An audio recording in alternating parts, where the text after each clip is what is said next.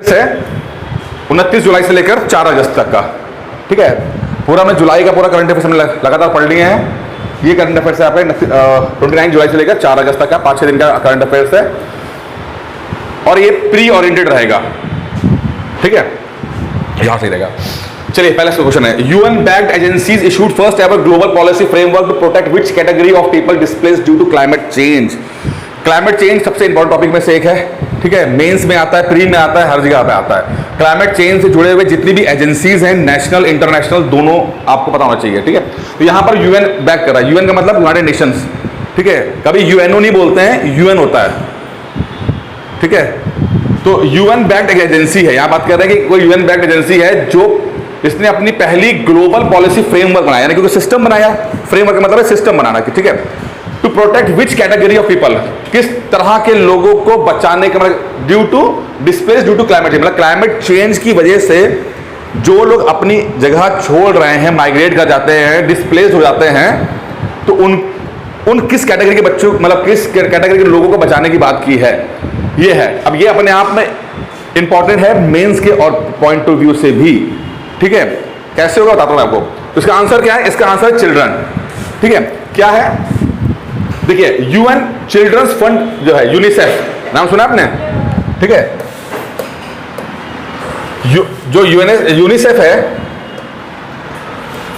ठीक है, यूनिसेफ ने एक अपना एक ग्लोबल पॉलिसी फ्रेमवर्क जो है वो किया, इसमें बच्चों को बचाने के लिए कि भाई बाढ़ आ गई, मान लो बाढ़ आ गई, अब बाढ़ आ गई, क्लाइमेट चेंज की वजह से बाढ़ आ गई, या आइलैंड हैं, जैसे कि मान लो छोटे द्वीप होते हैं, ग्लोबल वार्मिंग हो गई, अब वो छोटे द्वीप हैं वो डूबना शुरू हो गए।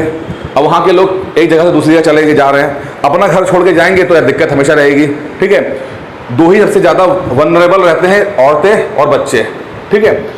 तो बच्चों के प्रोटेक्शन में क्या क्या करना है कि अगर वो किसी दूसरे देश में जा रहे हैं तो क्या होगा, ठीक है। इसके लिए यूनिसेफ ने ये बनाया हुआ है, ठीक है।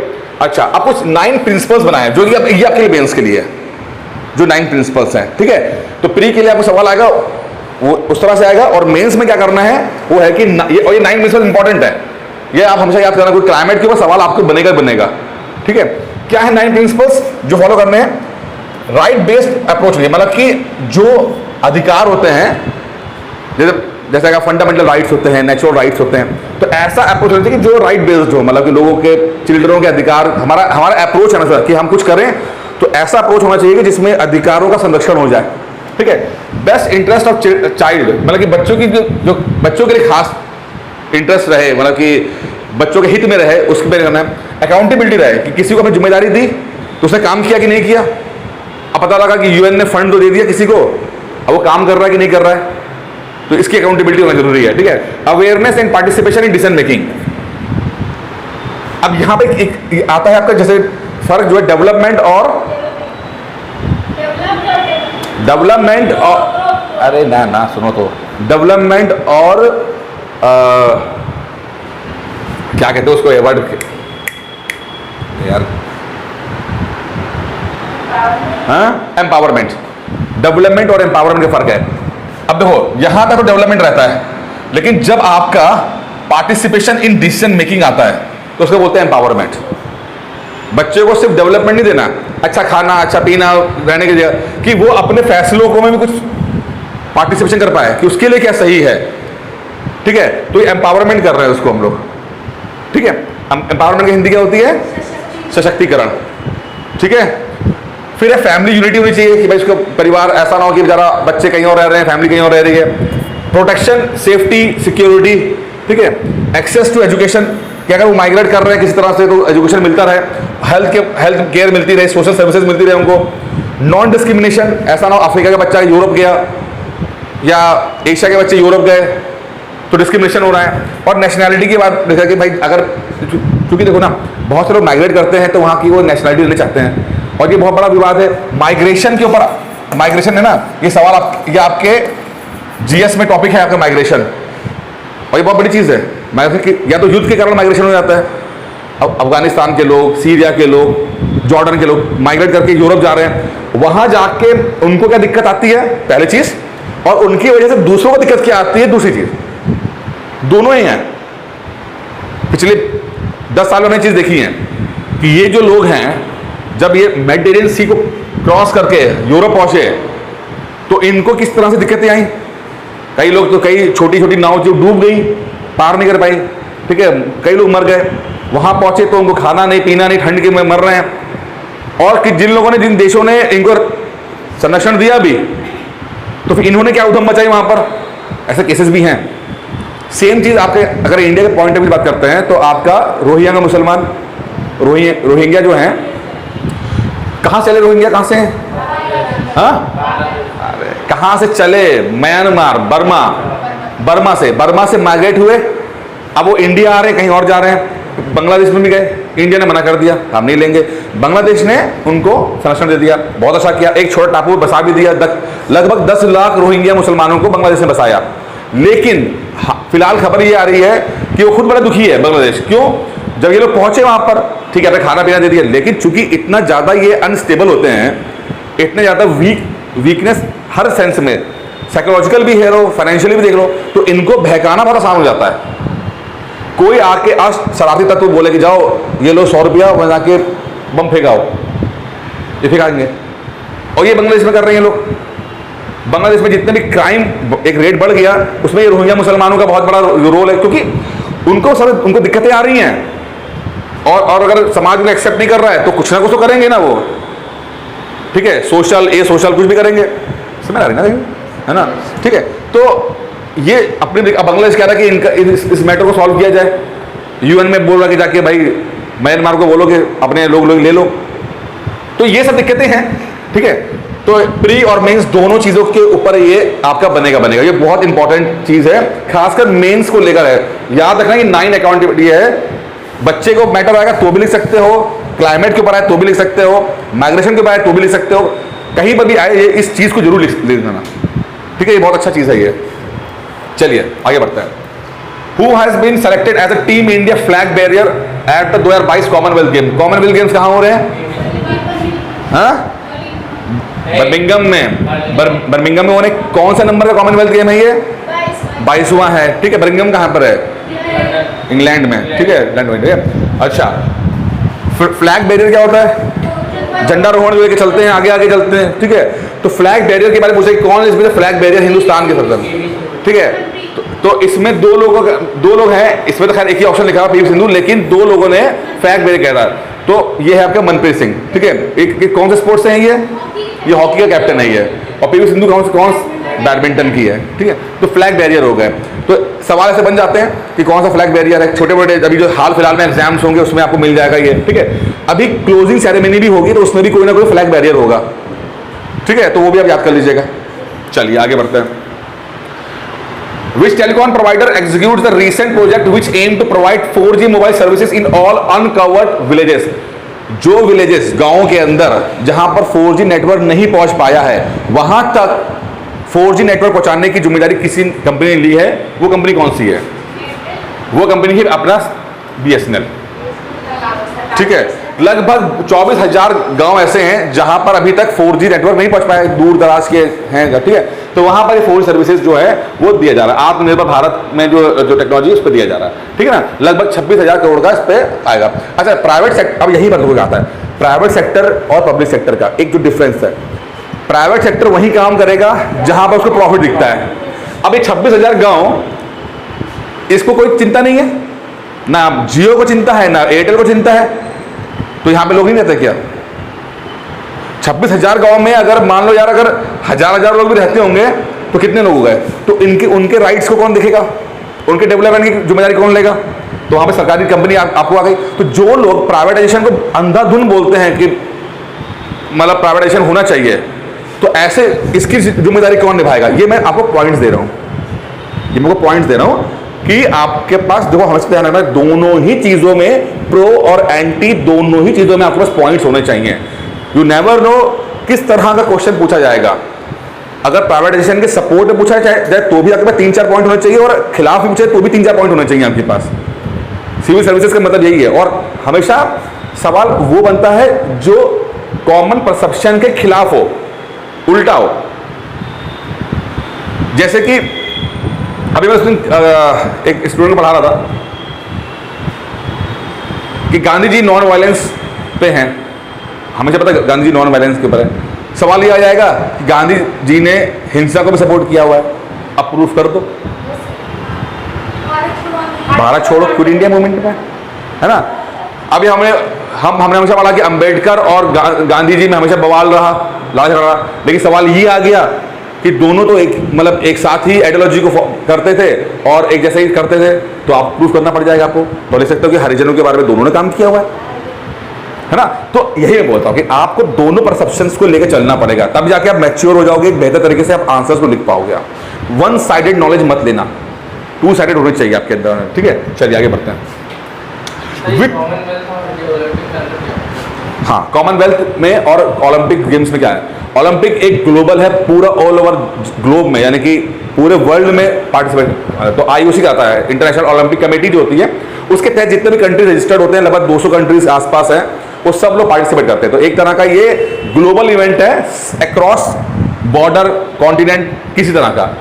लेकिन कुछ छोटे गेम्स भी होते हैं, जैसे कि आपका एशियन गेम्स हो गया। अब एशियन गेम्स का मतलब क्या कि एशिया की जो कंट्रीज उनके बीच में हो रहा है, ठीक है। या आपका इस्लामिक गेम्स हो गए, उसमें इस्लामिक कंट्रीज जो है वो पार्टिसिपेट करते हैं, ठीक है।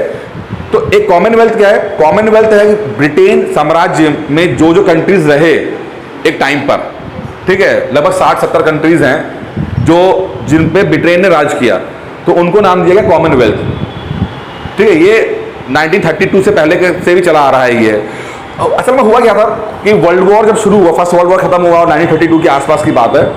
अब हिटलर राइज कर रहा था, ठीक है, तो ब्रिटेन को भी लगा कि हमें और एक बेहतर इकोनॉमी होनी चाहिए और बेहतर तरीके से हमारा कोऑर्डिनेशन होना चाहिए। तो कॉमनवेल्थ को कॉन्सेप्ट वहाँ से इसने इंट्रोड्यूस किया कि जितने 60 कंट्रीज हमारे हैं, तो इनके बीच में आपस में हम लोग ज़्यादा अच्छे तरीके से करेंगे।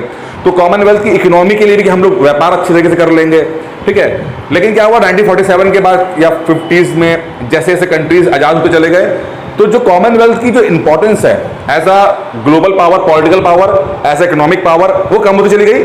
तो ले दे के बस गेम्स के रूप में ही बचा हुआ है। तो कॉमनवेल्थ के ऊपर काफ़ी मतलब अब ये ऑर्गेनाइजेशन वैसी ऑर्गेनाइजेशन नहीं है जैसे कि आप कह लो कि क्वाड हो गई या सार्क हो गई या G7 हो गई या G20 हो गई। अब इनकी मीटिंग अब खाली कॉमनवेल्थ के गेम्स तक ही वो सीमित रह गए वो लोग। अब कुछ लोग आप ये बोलेंगे कि भाई कॉमनवेल्थ में इंडिया पार्टिसिपेट करता है, तो ये देखो, ये तो हमें तो आज़ादी मिली नहीं थी, तो हम तो अभी भी कॉमनवेल्थ गेम्स में पार्टिसिपेट कर रहे हैं, इसका मतलब तो हम अंग्रेजों गुलाम हैं। तो ऐसा कॉन्सेप्ट नहीं है, अंग्रेजों गुलाम वाला कॉन्सेप्ट नहीं है। कॉमनवेल्थ में एक तरह का एक वो सब लोग जिनका ब्रिटिश रूट्स रहे, मतलब रहा, अब उसमें चाहो तो हट भी सकते हो, ऐसी बात नहीं है। अगर आप चाहो कि तो हट भी जाओगे तो कोई ऐसा मतलब नहीं है कि आप कुछ मुश्किल हो जाएगा।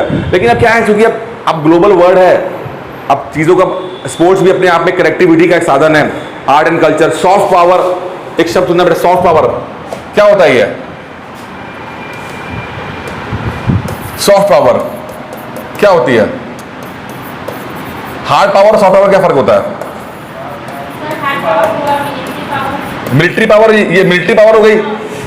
सॉफ्ट पावर क्या हो गई? आपका आर्ट एंड कल्चर, ठीक है, आपका बॉलीवुड, सॉन्ग्स, स्पोर्ट्स, ठीक है। तो आज के जमाने में दोनों ही तरह के चीजें को चलेगी। आप हमेशा किसी पे बंदूक रखे आप कन्विंस नहीं कर पाओगे। और ये पावर का मतलब होता है कि अपने हित में एक परसेप्शन क्रिएट करना, अपने हित में, ठीक है। अब धीरे धीरे सॉफ्ट पावर की पावर मतलब इंपॉर्टेंस बढ़ती जा रही है। ये आपको, क्योंकि यहीं से आपका सवाल आएगा GS2 या GS3 का, डायस्पोरा। GS3 डायस्पोरा क्या? डायस्पोरा क्या है? वो इंडियंस जो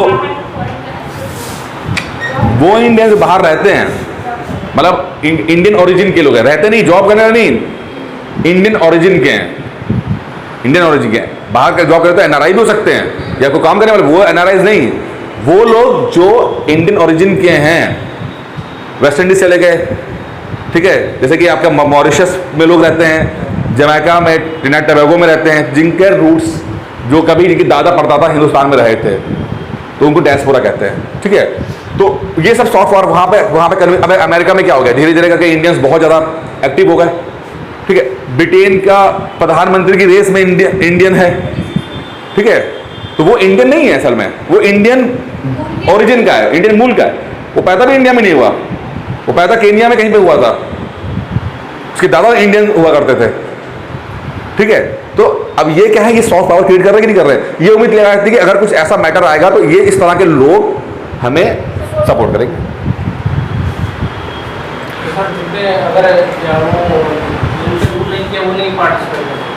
क्या जिन, हाँ नहीं वो नहीं, हाँ इसलिए वही कंट्री जो ब्रिटेन से जुड़े हुए लोग हैं, ठीक है।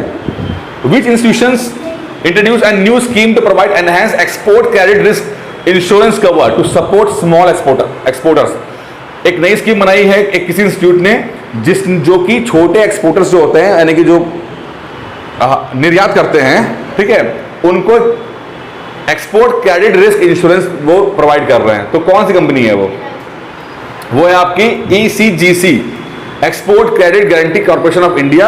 ये जो है लगभग वो आपका रिस्क जो है, अब जैसे कि कोई कंपनी है वो एक्सपोर्ट करना चाहती है सामान, उसको ऑर्डर आया, वो सामान वो कह रहे अफ्रीका जाके भेजना है, उसने अपना सब कुछ भेज दिया। अब पता लग रहा है कि वहाँ पे जाके कुछ जहाज पे सोमालिया के पायरेट्स आ गए, या वो जहाज डूब गया, या कुछ भी हो गया, तो उसकी भी कोई गारंटी लेगा। तो इंश्योरेंस, तो एक लाइफ इंश्योरेंस की तरह ये भी इंश्योरेंस होता है कि अगर कुछ नुकसान होता है तो उसकी कुछ भरपाई हो सके, ठीक है। इंश्योरेंस कौन सा पता ना क्या होता है, इंश्योरेंस क्या होती है, इंश्योरेंस क्या होती है।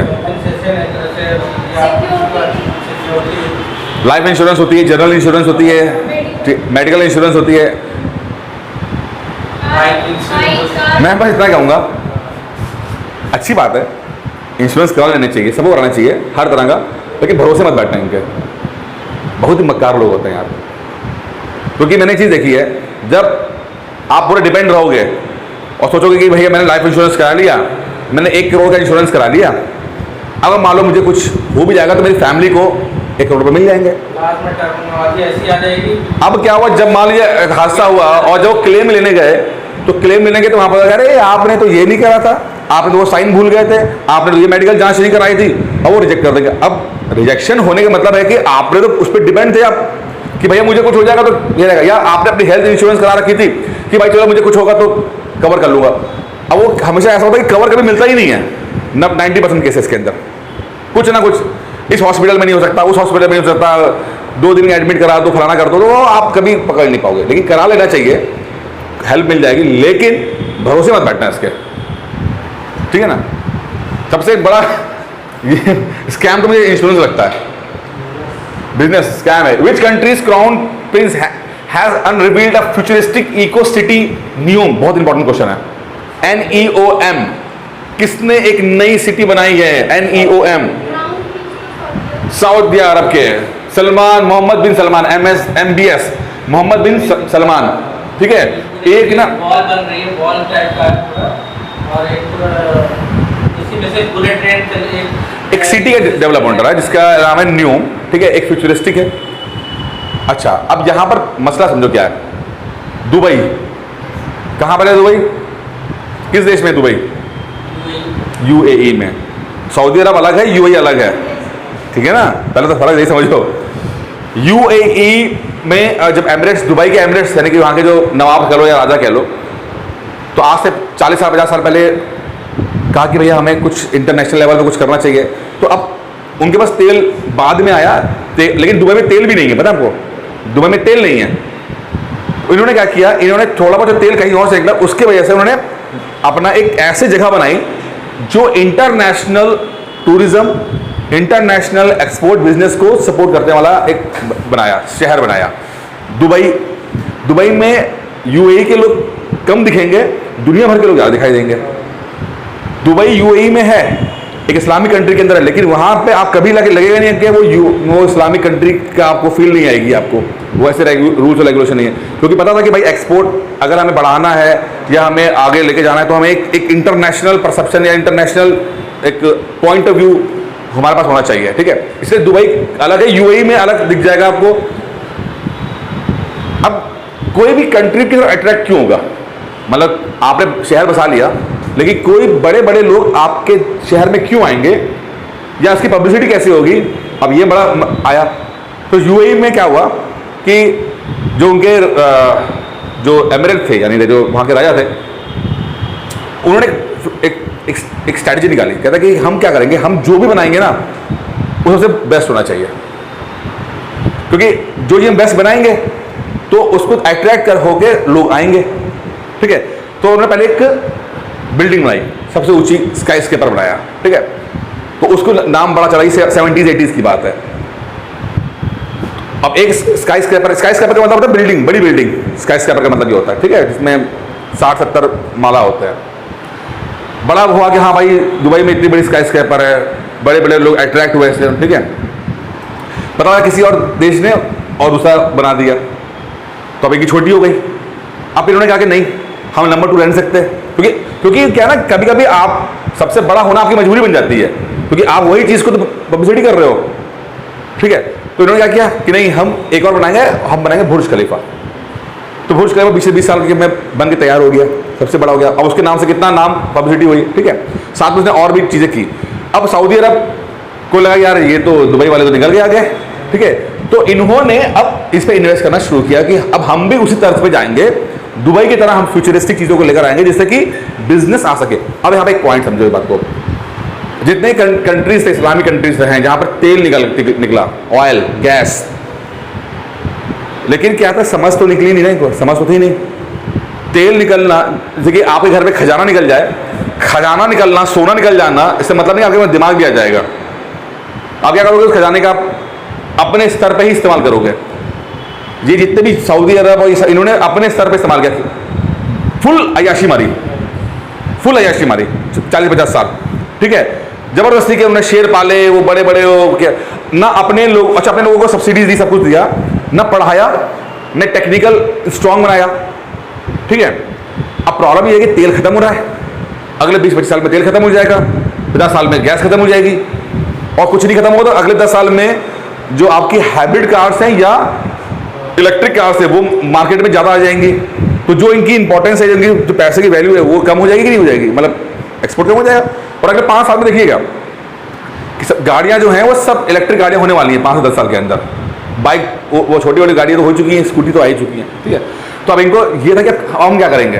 तो ये मोहम्मद बिन सलमान है, थोड़ा सा यंग है, ये थोड़ा सा ज़्यादा समझते हैं, तो इन्होंने कहा कि अब हमें अगले 25 साल का टारगेट लेके चलना है। तो उन्होंने ये दुबई की पेब रख के न्यूयॉर्क नाम की एक ये सिटी को बना रहे हैं, जो कि एक बिजनेस हब होगा, बिजनेस सेंटर होगा, जहाँ पर वो सब वर्ल्ड क्लास चीज़ें होंगी, या जो फ्यूचर में जो लोग अडॉप्ट, तो इसको अट्रैक्ट होकर लोग आएंगे, वहाँ बिजनेस सेंटर खोलेंगे, वहाँ पे ट्रेडिंग होगी, जो भी होगा, व्यापार होगा। दुबई सक्सेसफुल हो गया, सक्सेसफुल। अब कितना सक्सेसफुल हो पाता है नहीं हो पाता है। अब किसी ने कहा कि किसी एक कंट्री बोली तो जो बुर्ज खलीफा से भी ऊपर बनाएगी, वो क्या नाम है बिल्डिंग, तो दुबई को पता लगा कि अच्छा ये पता लगा, तो उन्होंने क्या किया कि सुनने में आ रहा है कि एक ऐसा वो ना बिल्डिंग बना रहे हैं जो लगातार रोटेट करती रहेगी, घूमती रहेगी अपनी एक्सिस के ऊपर। एक बिल्डिंग जो अपनी एक्सिस पे ही घूम रही है, तो उसमें फ्लैट है, जो मतलब आप 5वें माले पे हो, तो 25वें माले पे हो, तो आपको लगता है कि आपको सूरज आप सामने आना चाहिए, तो ऐसा रहेगा कि आपका जो फ्लैट है वो अपने आप मूव करके ईस्ट की तरफ हो जाएगा, ईस्ट फेसिंग हो जाएगा, और शाम को वो शाम इधर मूव इधर कर जाएगा। तो सभी वो अपने एक्सिस पे भी घूम रहा है और सब अब उसमें भी घूम रहे हैं, अपनी दूसरी एक्सिस पे भी घूम रहे हैं। तो ऐसा बोला गया, अब उसके अपने प्रॉब्लम्स है, लेकिन ये होगा जरूर, जैसे काम चल रहा है। Which 2 Asian nations were awarded ICC Associate Membership recently? अच्छा ये सब देखो, स्काई स्केपर्स, अभी तक हमारे मोदी जी ने क्या किया, वो पटेल सरदार पटेल अट्रैक्ट करने के लिए, टूरिज्म अट्रैक्ट करने के लिए, ठीक है, तो वहाँ बिल्डिंग बन गई, यहाँ पे उन्होंने मूर्ति बना दी। ठीक है, तो है वो सिर्फ कॉन्सेप्ट वही है, अट्रैक्शन, टूरिज्म, तो वही सब है। ठीक है, Which 2 Asian nations were awarded ICC Associate Membership recently? ICC क्या है, इंडियन इंटरनेशनल क्रिकेट काउंसिल, उस पर कुछ 2 नए कंट्रीज ऐड हुए हैं एसोसिएट के रूप में, यानी कि मतलब छोटे कंट्रीज जहां पर क्रिकेट अभी शुरू ही होना है, तो उनको बढ़ावा देने के लिए।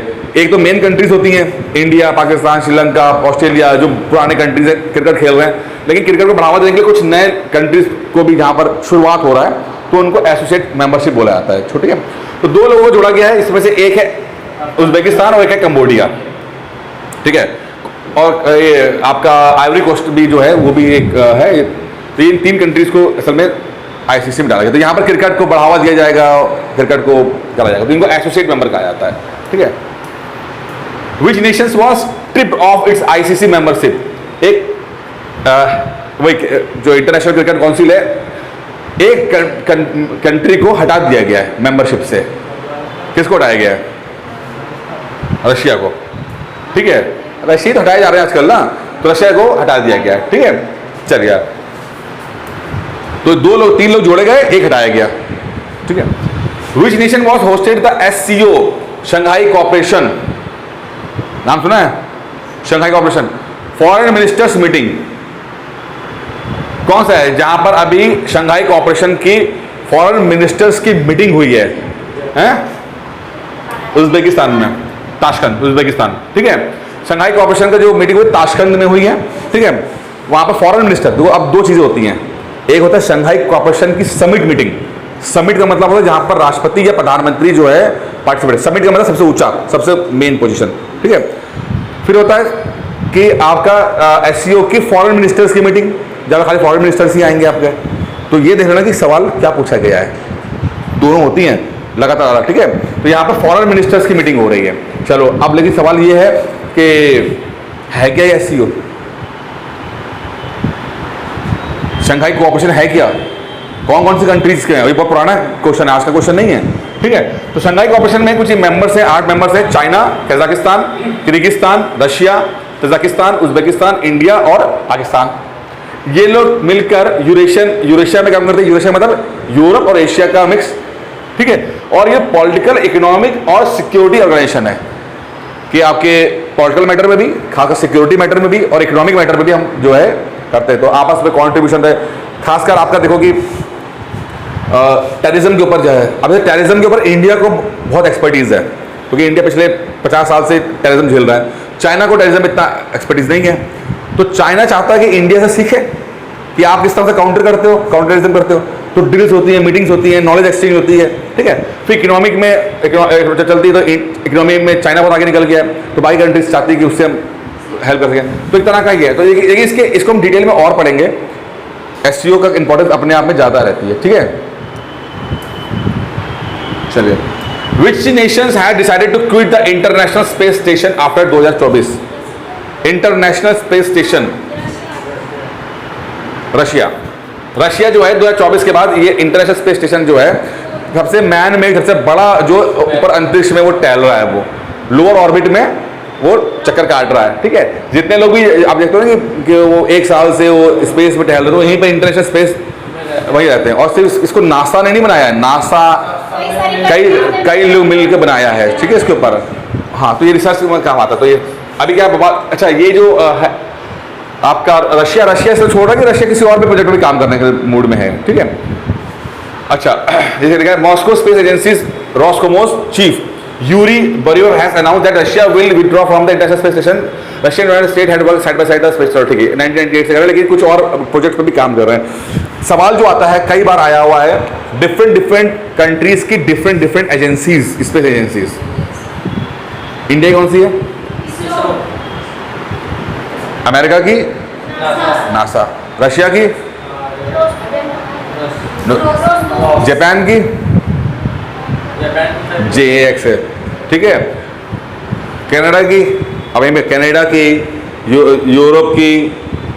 ठीक है, स्पेस एजेंसी तो होगी ना। ठीक है, पाकिस्तान की भी तो है तो कुछ करा नहीं पा रहा, है तो वहां की भी। और वो पता वो इसरो से पहले स्टेब्लिश हुई है 64 में। ठीक है, चलो टबोदा टाइगर रिजर्व, प्री ओरिएंटेड सवाल, factual. Tadoba tiger reserve which hosted the global tiger day celebration is located in which Indian state? आपका है महाराष्ट्र। ठीक है, महाराष्ट्र में यह टडोबा टाइगर रिजर्व जो है, और वहां पर ग्लोबल टाइगर डे सेलिब्रेशन मनाया गया। फैक्चुअल सवाल है आपका। ठीक है, टाइगर रिजर्व होते हैं tiger reserve, national park, wild life sanctuary, tiger reserve, ये क्या होते हैं, इनका पहले फर्क पता होना चाहिए। कहाँ है ये पता होना चाहिए। किस चीज में कितनी एक्टिविटीज की परमिशन है ये पता होना चाहिए। कि वाइल्ड लाइफ या biosphere reserve, wild life sanctuary, national park, tiger reserve या एलिफेंट रिजर्व या राइनोसोरस रिजर्व, कितनी एक्टिविटी इंसान कर पाएगा नहीं कर पाएगा, ये सब हमें डिटेल में हम लोग एनवायरमेंट में पढ़ेंगे। लेकिन ये ध्यान रखना है, और किस स्टेट में कौन सा रिजर्व है खासकर। ठीक है, तो यूपी में कौन सा आपका नेशनल पार्क है? काजीरंगा काजीरंगा दो national park. Which state hosted the FIDE FIDE कहते हैं chess olympiad for the first time in India. Chess olympiad चल रहा है हिंदुस्तान के, कहाँ चल रहा है? साउथ में हो रहा था। साउथ में। साउथ में मतलब है चेन्नई, आपका तमिलनाडु, केरल, आंध्र प्रदेश, कर्नाटक। मैं यूपी के हिसाब से संदर्भ में साउथ बता रहा हूँ आपको। मध्य प्रदेश से लेकर सब साउथ ही साउथ है हमारा। तो क्या साउथ? तमिलनाडु के चेन्नई में हो रहा है, ठीक है। ममल्लापुरम जो है वहाँ पर आपका ये हो रहा है, चेन्नई के पास दिखा है, वहाँ पे हो रहा है ये ओलंपियाड हो रहा है। ये अच्छा क्वेश्चन है ये, ठीक है। जो भी चीज़ पहली बार हिंदुस्तान में हो और वो सवाल बड़े आ जाते हैं, ठीक है। चेस खेलना आता आप लोगों को? नहीं आता? घोड़ा कितने चल चलता है? घोड़ा ढाई कहता, ठीक है ठीक है। चलो अच्छा, इसका इनॉग्रेशन किसने किया है? मोदी जी ने और स्टालिन ने। स्टालिन कौन है? तमिलनाडु के चीफ मिनिस्टर, ठीक है। चेस खेल लिया करो यार, कभी कभी दिमाग फ्रेश हो जाएगा, सीख लो। द इंडियन, अच्छा कौन इंडिया का सबसे बड़ा ग्रैंड मास्टर है? विश्वनाथ आनंद, ठीक है। अब एक सवाल चेस पे आते हैं कि लेटेस्ट ग्रैंड मास्टर मतलब कौन इंट्रोड्यूस होते हैं, ठीक है। तो ये आपको इस चीज़ को फॉलो करना। ग्रैंड मास्टर का मतलब होता है इंटरनेशनल लेवल का प्लेयर, ठीक है। तो साल भर के में क्या हुआ कि एक आधा लोगों को मिल जाता है, एक पॉइंट लेने पड़ते हैं। उसका नाम है प्रज्ञानंदा, ठीक है। और प्रज्ञानंदा ने 2 बार 3-4 महीने में वर्ल्ड के नंबर 1 खिलाड़ी कार्लोस मैग्नस को हराया है। हाँ ठीक है, तो प्रज्ञानंदा छोटा सा है, ज़्यादा उम्र का नहीं है, ठीक है। Praggnanandhaa. The Indian navy recently received the MH-60R multi role helicopter from which country? कहाँ से खरीद लिया भैया इंडिया ने multi role MH-60R multi role helicopter? हैं? रशिया से, अमेरिका से ले लिया, इस बार अमेरिका से लिया भाई, ठीक है। ये है मल्टी हेलीकॉप्टर, बड़े काम के होते हैं, ठीक है ना। फैक्चुअल सवाल, ठीक है, आ सकता है कि मतलब इंपॉर्टेंट भी है कि चूंकि कुछ परचेज करते हैं तो परचेजिंग के ऊपर सवाल बन जाते हैं आपके पास, ठीक है। ध्यान रखना इस बात का। मल्टी रोल इसमें यार इंजन के ऊपर होता है, सब थोड़ा टेक्निकल ज़्यादा इसके अंदर है, ठीक है ना। वो बताऊँ तो मैं तो एग्जैक्टली मैं सिंगल उसमें किस तरह से इंजन के ऊपर कई चीज़ें होती हैं, ठीक है। जैसे हमारा जो रफाल है वो मल्टी रोल आता है, ठीक है। Which Indian state was the highest receiver of FDI equity inflow during financial year 21-22? बहुत इंपॉर्टेंट क्वेश्चन है। सबसे ज़्यादा FDI फॉरेन डायरेक्ट इन्वेस्टमेंट या डोमेस्टिक इन्वेस्टमेंट है क्या? केरल, ठीक है। आपने पहले मैं क्या बोल रहा था ठीक है, आंसर तो बाद में करेंगे, पहले तो ये समझें कि FDI चीज़ क्या है, क्या है क्या ये? इन्वेस्टमेंट, फॉरेन डायरेक्ट इन्वेस्टमेंट, ठीक है। इसका और मैं हमेशा कहता हूँ कि FII भी होता है। क्या होता है बताओ, जल्दी बताओ। अरे यार बताओ। फॉरेन डायरेक्ट इन्वेस्टमेंट का मतलब है कि कोई कंट्री दूसरी कंट्री के अंदर इन्वेस्टमेंट करे, ठीक है। अब इन्वेस्टमेंट करे पैसे के रूप में, अपनी कंपनी खोल ले, अपनी फैक्ट्री लगा ले, और जो फैक्ट्री लगाती है तो पैसा भी लगाती है, मैन पावर भी लगाती है, ट्रेनिंग भी लगाती है, अपनी एक्सपर्टीज भी लगाती है, मैनेजमेंट भी लगाती है। इसे FDI हमेशा ज़्यादा अच्छा माना जाता है। FII में का उल्टा है, इसका मतलब होता है कि फॉरेन इंस्टीट्यूशनल इन्वेस्टर्स जो आपके शेयर मार्केट में पैसा लगाते हैं, उनको सिर्फ पैसे से मतलब होता है मेरा पैसा बढ़े। अगर 5% यहाँ मिल रहा है तो बहुत अच्छी बात है, अगर अमेरिका में 7% मिल जाएगा तो उठा के पैसे वहाँ चले जाएंगे अमेरिका में, जो आजकल चल रहा बवाल। अमेरिका में जैसे जैसे तरक्की हो रही है, सारा दुनिया का पैसा जो है FII जितने भी हैं वो पूरी दुनिया से पैसा निकाल कर अमेरिका की शेयर मार्केट में लगा रहे हैं। इसके कारण से आपका जो रुपया है वो कमज़ोर होता जा रहा है, वन ऑफ द रीज़न है ये, ठीक है। क्योंकि अमेरिका डॉलर मजबूत हो रहा है ना, डॉलर मजबूत हो रहा है, तो बाकी दुनिया की जितनी करेंसी से वो कमज़ोर होती जा रही हैं, ठीक है। जब अमेरिका कमज़ोर हुआ तो इन FIIs ने दूसरे कंट्रीज़ के अंदर जाके इन्वेस्टमेंट किया जहाँ पर ज़्यादा रिटर्न थे, तो इंडिया में भी आ गए, ठीक है। ठीक है, तो हमेशा इसको तवज्जो दी जाती है FDI को, क्योंकि इसका मतलब होता है कि कोई बाकायदा प्लांट लगा रहा है, मैन पावर लगा रहा है, अपनी नॉलेज दे रहा है। नॉलेज भी इंपॉर्टेंट है। अब मान लो अमेजोन आ जाए या आपका वॉलमार्ट, लेट्स से वॉलमार्ट, अब वॉलमार्ट आया, आ तो गई है, ठीक है। अब वॉलमार्ट आएगा तो एक तो इन्वेस्टमेंट करेगा भाई, नौकरियां देगा, सब कुछ होगा, ठीक है। लेकिन जो बैकएंड में जो सप्लाई चेन मैनेजमेंट होता है कि भाई वॉलमार्ट अमेरिका की सबसे बड़ी कंपनी है, बहुत बड़ी कंपनी है, अब वो वॉलमार्ट अमेरिका में कैसे चला पा रहा है, वो नॉलेज जब इंडिया में आएगी तो यहाँ के लोग भी सीखेंगे ना वॉलमार्ट से कि तुमने क्या क्या सिस्टम बनाए, क्या चेक्स बनाए, क्या टेक्नोलॉजी इस्तेमाल की, ठीक है। तो वो सब इंडियंस को मिल जाती है। जैसे अमेजोन इंडिया में आया तो उसको देखा जाए कि फ्लिपकार्ट इंडिया में आ गया, और अमेजोन के ही वो थे बिन्नी बंसल और दूसरा बंसल ब्रदर्स, क्या एक बंसल, वही बंसल ही है, ठीक है, उन्होंने खोल दिया। तो ये होता है आपका FDI, ठीक है। तो अब इसमें कौन सी स्टेट की तीर वो कर्नाटक। क्यों मारा कर्नाटक ने? क्योंकि भैया वहां पर आपका सॉफ्टवेयर IT है भाई यार, सीधी सी बात है ना। फर्स्ट नंबर पर आपका कर्नाटक, दूसरे नंबर पर आप महाराष्ट्र, तीसरे नंबर पर आपका दिल्ली, तमिलनाडु, हरियाणा। और हरियाणा भी क्यों आ गया? क्योंकि आपका यहाँ पे गुड़गांव आ गया, ठीक है ना। तमिलनाडु में आपका चेन्नई है, चेन्नई में आपके ऑटोमोबाइल्स वाले रहते हैं आपके, ठीक है। आपका महाराष्ट्र में तो मुंबई है आपका, समझ में आ रहा है, ठीक है। तो ये 4 5 3 को याद कर लेना शुरू किया, ठीक है। और दिल्ली तो दिल्ली है। फिर DGCA has curtailed which airlines flight to 50%। DGCA एक एजेंसी है जो एयरलाइंस को मैनेज करती है। उसने ना किसी एयरलाइंस के फ्लाइट्स में 50% की कमी करा दी, बोला कि नहीं तुम लोगों ने रूल्स फॉलो नहीं किए हैं। तो कौन सी कंपनी को किया हुआ है? वो है स्पाइस जेट, ठीक है। तो स्पाइस जेट के उनको बोला कि कुछ तुमने रूल्स रेगुलेशन फॉलो नहीं किया, तो इनके कुछ कर दिया, ठीक है। चलिए, Coca Cola has sign whom for Limca sports promotion. Limca sports promotion के लिए किसको उन्होंने अपॉइंट किया है? कोका कोला ने। नीरज चोपड़ा लग रहा है, आगे चल रहा है मार्केट में ट्रेंडिंग। कौन सा गेम खेलता है नीरज चोपड़ा? कौन सा गेम? इन महापुरुष की शक्ल देखी आपने? इन महापुरुष को जानते हो आप? कौन है ये? Javelin throw. जेवलिन मतलब भाला फेंक, ठीक है।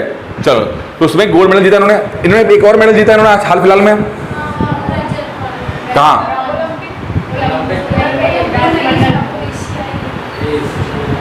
वर्ल्ड एथलेटिक्स चैंपियनशिप, ठीक है ना, अमेरिका में जो हुई थी ऑरेगॉन में, वहाँ सेकंड आया था। ये मेडल उसी का है, सेकंड आया था। तो वो ओलंपिक वाला सवाल नहीं आएगा, ये वाला सवाल आ जाएगा, ठीक है। कौन सा कोल्ड ड्रिंक पीते हो आप लोग? कोका कोला पीते हो? क्या पीते हो? Limca, Coca Cola, Thums Up को पीते नहीं है? लस्सी, स्प्राइट पीते हो? माजा पीती है? चाय वाले हैं तुम हैं? कोका कोला अच्छा लगता है आपको? कौन अच्छा लगता है? पीते नहीं हो क्या? अच्छे चाय भाई, कितने बढ़िया लोग हैं। बस कभी वो कॉफी, कभी वो भी। कहाँ से आते हैं ऐसे लोग? फ्री की मिल जाए शादी में, तो शादी वाली कितनी घटिया कॉफी, मुंह जल जाए, इतनी गर्म होती है मुंह जल जाता है। क्या हो गया? वहाँ पे क्या CCD गए हो? वहाँ की CCD कॉफी भी है? लो, कॉफी शौकीन है, CCD नहीं है। कैपुचिनो। कॉफी में सबसे ज्यादा एक्सपोर्टर कौन है भाई?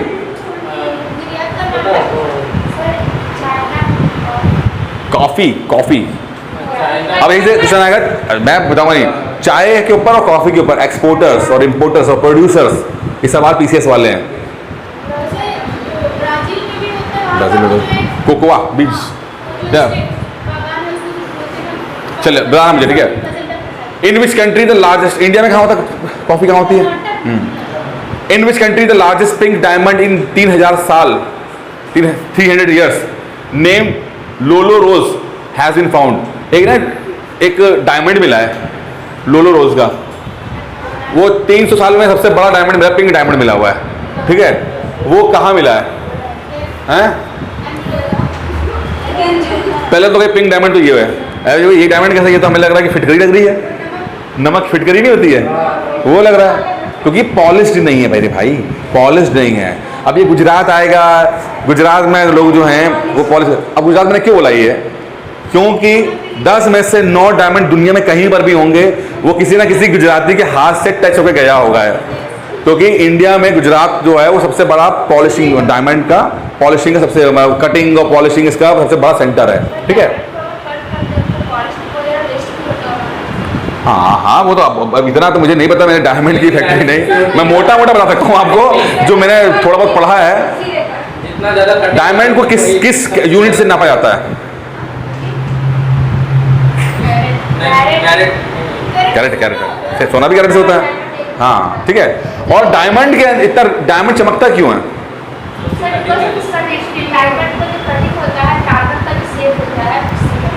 डायमंड कटिंग जो होती है वो क्यों करी जाती है, स्पेशली क्यों करी जाती है? क्योंकि टोटल इंटरनल रिफ्लेक्शन होता है तभी वो स्प्रिंकल शाइन करता है। वो सवाल आ चुका है। ठीक है, फर्जी बातें कुछ नहीं होती हैं। ठीक है, इसीलिए वो एज इसीलिए एज देते हैं कि लाइट कहीं से पड़े तो वो पूरा रोटेट होके जाए करे वो। ठीक है, तो 2 सवाल हमने देख लिए कि गुजरात एक तो बहुत सबसे बड़ा सेंटर है वर्ल्ड का, दूसरा हमने देखा कि इंटरनल रिफ्लेक्शन कारण डायमंड स्पार्कल करता है, वो साइंस हो गया। और एक और भी है, जब आप लोग पढ़ोगे इकोनॉमिक्स में कि एक्सपोर्ट और इंपोर्ट, इंडिया के एक्सपोर्ट और इंपोर्ट में, तो इंडिया का एक्सपोर्ट में जो वन ऑफ द बिगेस्ट चीज़ है वो है जेम्स ज्वेलरीज के ऊपर हम लोग करते हैं। यानी कि हम लोग ये डायमंड जब आते हैं तो उसकी जब पॉलिश होकर जब आगे जाते हैं तो ये हमारे देश का सबसे बड़ा वन ऑफ द मतलब बड़ा बिगेस्ट चीज़ है ये जो हम एक्सपोर्ट कर पाते हैं जेम्स ज्वेलरी के ऊपर। दूसरे तीसरे नंबर के ऊपर, पहले नंबर पे हमेशा रहता है नेचुरल वो पेट्रोलियम प्रोडक्ट्स। पेट्रोलियम हम खरीदते हैं, पेट्रोलियम प्रोडक्ट्स हम एक्सपोर्ट करते हैं इंडिया में। तो लिस्ट हर साल आती है 4-5 चीज़ों की कि नंबर 1 कौन रहा, नंबर 2 कौन रहा। तो सबसे ज़्यादा हमने इंपोर्ट क्या किया इसके ऊपर सवाल आता है, सबसे ज़्यादा हमने एक्सपोर्ट क्या किया इस पर सवाल आता है। इंपोर्ट हम अमूमन पता ही होगा आपको कि पेट्रोलियम करते हैं, लेकिन हम एक्सपोर्ट क्या करते हैं, सब पेट्रोलियम प्रोडक्ट आते हैं। जैसे वैसलीन पेट्रोल, जैसे एक रॉ पेट्रोल आया, रॉ पेट्रोलियम आया, उसको फिर आपका फ्रिक्शनल डिस्टिलेशन के माध्यम प्यूरिफाई किया, अब उसमें डीजल निकला, पेट्रोल निकला, पैराफिन निकला, वैक्स निकला, 50 वैसलीन निकला, 50 चीज़ें निकलती हैं। अब इन चीज़ों को बाहर एक्सपोर्ट भी करते हैं हम लोग। ठीक है, तो वो एक चीज़ होगी। दूसरा आपका यही है, जेम्स ज्वेलरीज भी हैं जो गुजराती आते, तो ये बहुत बड़ा मार्केट है इस चीज़ों का। ठीक है, चलिए, तो ये अंगोला में है। अंगोला कहाँ है? अफ्रीका में। अब देखो ना कि अंगोला कैसी कंट्री है, गरीब कंट्री है, हीरा वगैरह इतना बड़ा पा रहा है वो, लेकिन उसे कुछ नहीं मिलेगा उसको। वहाँ पे 170.22 कैरेट पिंक रफ डायमंड, जो डायमंड को भी हम लोग कैरेट में ही नापते हैं, और सोना किसमें नापते हैं? कैरेट में। और कितना कौन सा कैरेट जो प्योर सोना होता है? 24 ग्राम, 24 कैरेट जो है वो प्योर गोल्ड होता है। लेकिन ज्वेलरी कितने में बनती है? 22 मैक्सिमम। उसके बाद करते करते तो कहो तो 10 ही बना लो, कोई दिक्कत नहीं है। इसका मतलब क्या कि इम्प्योरिटी करते हैं। तो ये क्यों डालते हैं हम लोग? 24 में क्यों नहीं बनती है? हार्डनेस के लिए, क्योंकि 24 कैरेट जो गोल्ड होगा बहुत सॉफ्ट होगा, वो ज्वेलरी में चलेगा नहीं। तो थोड़ा सा इम्प्योरिटी डाल के उसके अंदर उसको मजबूत करते हैं कि अगर आप वो पहनो कान के अंदर, तो वो अगर वो डांस करे तो टूट ना जाए। ठीक है, और एक चीज़ और हमेशा कहता हूँ कि 24 कैरेट प्योर आदमी भी कभी नहीं होना चाहिए, इतना अच्छा इंसान भी नहीं होना चाहिए, वो किसी लायक नहीं होता, वो घर में रखने लायक होता है वो, क्योंकि बहुत ज़्यादा हर्ट हो जाएगा। वो बहुत प्योर होगा ना तो हर्ट हो जाएगा, बहुत नाजुक होता है वो, किसी को दिखेगा हो उसको दर्द बहुत होगा, और किसी लायक नहीं, उसको संभालते संभालते निकल जाएगी आपकी उम्र। लेकिन 22 कैरेट अगर आदमी है, थोड़ी सी इंप्योरिटी आपके अंदर है, थोड़ा सा आपके अंदर दुनियादारी है, तो ज़्यादा सर्वाइव कर जाओगे अच्छे तरीके से। जैसे कुछ लोग 24 कैरेट वाले वैसे होते हैं। हम नॉनवेज नहीं खाते भाई, और मुझे तो नॉनवेज वाले दिख भी जाए तो भी बर्दाश्त नहीं होता, अगर वो 2 किलोमीटर बंदा भी दूर खड़ा है तो भी बर्दाश्त नहीं होता। ये 24 कैरेट वाले होते हैं। अब ऐसे लोग क्या होते हैं जब जाते हैं बाहर विदेश, और इतना वेजिटेरियन का जो कंटे है ना वो सिर्फ इंडिया में है भाई। विदेश में जाओगे तो आपको वहां पर वही मिलेगा, आपको केकड़ा मेंढक को फलाना ढिमकाना सब मिलेगा। खासकर ये आपको जो ये थाईलैंड और चाइना और हांगकॉन्ग चले गए, और स्नेक चाउमीन मिलती है वहाँ पे। स्नेक, और स्नेक उतारते हैं, वो गर्दन काटते हैं, पूंछ काटते हैं, और काट के और चाउमीन के साथ स्नेक चाउमीन बनाते हैं। तो अब वो 24 कैरेट वाले जो लोग हैं ना, ये बाहर नौकरी नहीं कर सकते भाई ये लोग, ठीक है। चलिए चलिए चलिए चलिए, इसीलिए 22 कैरेट बनो कि खुद ना खाओ, कोई दिक्कत नहीं है, लेकिन दूसरा वाला आ जाए तो क्यों, हमें भी उसकी भी समस्या भी ना हो। तो 22 कैरेट वाले। Which of the following state government introduced the Chief Minister's Breakfast Scheme for primary school student in July 2022? नाश्ते की स्कूल बनाए कौन है? तुम्हें क्या था हर से केरल में हुई होगी। तुम्हें अब तुम्हें केरल से तुमने क्या वो लिया, पैसा से लिया क्या तुमने? ब्रांड एम्बेसडर केरल की तुम क्या है? एक चीज बताओ, हर चीज केरल में मत लगा देना, तो ठीक है, टूरिज्म के लिए सही है वो, चलो ठीक है ठीक है। यहाँ पे आके आंध्र प्रदेश, तमिलनाडु आ गया, ठीक है। सोशल एक चीज दो तुम्हें, हाँ वाह वाह वाह वाह, केरल और तमिलनाडु का फर्क ही नहीं पता इनको। अरे यार सिविल सर्विसेज की तैयारी कर रही, क्या कर रही हो? जैसे दिल्ली जो लोकल दिल्ली वाला होता है, उसके लिए एक होता है पंजाबी, और जितने हिंदी बोलने वाले होते हैं वो सब बिहारी होते हैं, चाहे वो बिहार का हो, झारखंड का हो, यूपी का हो, मध्य प्रदेश का हो, छत्तीसगढ़ का, वो सब बिहारी, उनके लिए सब बिहारी। तो तुम्हारे लिए क्या वही क्या ये कि या तो यूपी झारखंड या तो सब केरल वाले हैं। यार ये क्या है लॉजिक दे रहे हो यार तुम लोग। चलो लॉजिक एक सुनो, एक और। तमिलनाडु सुनो तमिलनाडु सोशल सिक्योरिटीज और ऐसे कामों, सोशल वेलफेयर के बहुत आगे रहा है। मिड डे मील नाम सुना है? मिड डे मील कहाँ शुरू हुआ था? तमिलनाडु में। कब शुरू हुआ था? 1995 में शुरू हुआ था, ठीक है। वहीं से निकला, बाद में आके वो आगे बढ़ा है वो तमिलनाडु। इसी तरह और खास और मैं जो बताता हूँ, तमिलनाडु जैसे कि दलित जो मूवमेंट्स हैं वो, उसकी बहुत बड़ी जर्नी हो रहा है। DMK, AIDMK, ये सब उसी पे ही बनी बेस्ट पार्टीज हैं ये, ठीक है। तो तमिलनाडु को तुम इग्नोर, अब देखो नाम दो स्टालिन, ये अब मैं स्टालिन नाम है इनका, ठीक है। अब स्टालिन नाम कहाँ से आया है, कहाँ सुना है नाम? है स्टालिन का नाम, किसका नाम स्टालिन है? अरे USSR का जो राष्ट्रपति थे स्टालिन नाम था, लेनिन, स्टालिन नाम सुना है? लेनिन तो चलो वो रहे, ठीक है, तो वो लेनिन रहे। फिर बाद में स्टालिन आया, थोड़ा सा आपका वो बन गया था, डिक्टेटर का बन गया था रशिया का, 1950s तक रहा वो, ठीक है। लेनिन के बाद स्टालिन मजबूत 20-30 साल रहा है, ठीक है। अब इसका नाम क्यों, अब एक बाप ने अपने बेटे का नाम स्टालिन क्यों रख दिया? रमेश, सुरेश, दिनेश, महेश भी कर सकता था ना, स्टालिन क्यों रखा? करुणानिधि है ना पापा का नाम, करुणानिधि था ना, जो एक्सपायर हुए कुछ सालों पहले, 95 के ऊपर एज के ऊपर, ठीक है। DMK पार्टी के। एक पिक्चर आई थी रजनीकांत की, कौन सी थी यार, वो नाम को भूल गया मैं, काला ना, काला ही था ना, हाँ। उसमें अपने बच्चे को नाम क्या रखता है वो पिक्चर देखो, उसमें बच्चे का नाम है स्टालिन, लेनिन नाम था बेटे का नाम। और पिक्चर क्या वो सिम्बलाइज कर रही है, मैं बताने की कोशिश करूं। लेनिन स्टालिन जो है, इसका असल में ये जो ब्राह्मणवाद है, जो कास्टिज्म है, उसके खिलाफ जो कम्युनिज्म का जो अप्रोच रहता है ना, कम्युनिज्म, साम्यवाद, ये लोग बिलीव नहीं करते जाति में, धर्म में, ठीक है, इक्वालिटी में ज़्यादा बिलीव करते हैं इस चीज़ को लेकर। अब ये तो मैं आइडियलिस्टिक बात बता रहा हूँ, बात इनकी अपनी प्रॉब्लम्स अलग है, लेकिन ये तो जब साउथ में ये मसले मसाइल हुए, ब्राह्मणवाद बहुत फैला, तो इसको काउंटर करने के लिए जो मूवमेंट शुरू हुए, ठीक है, तो लोगों ने अपने बच्चों के, फिर जो इन्फ्लुएंस कम्युनिस्ट बन गए, तो उन्होंने अपने बच्चों के नाम ये रखे हैं, लेनिन, स्टालिन। उनको इनको आइडलाइज करते हैं ना, क्योंकि ये लोग स्टालिन नाम जो है, ये लेनिन नाम जो है, वो साम्यवाद के सबसे बड़े नाम में से है।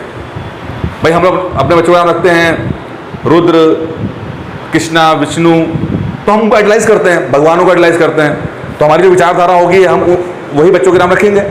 तो इनके पापा की जो विचारधारा थी, उन्होंने बच्चों के नाम वो रखे। तो ये बहुत बड़ा ग्राउंड फील्ड है ये, तो थोड़ा सा पढ़िएगा, ठीक है। ये हम लोग और भी पढ़ेंगे, डिटेल में पढ़ेंगे। मैं आपको थोड़ा सा आपको मैंने हिंट दिया है कि ये कि हर चीज़ अच्छी चीज़ केरल में नहीं हुई है। हाँ तो बहुत सारी चीज़ें, ठीक है ना।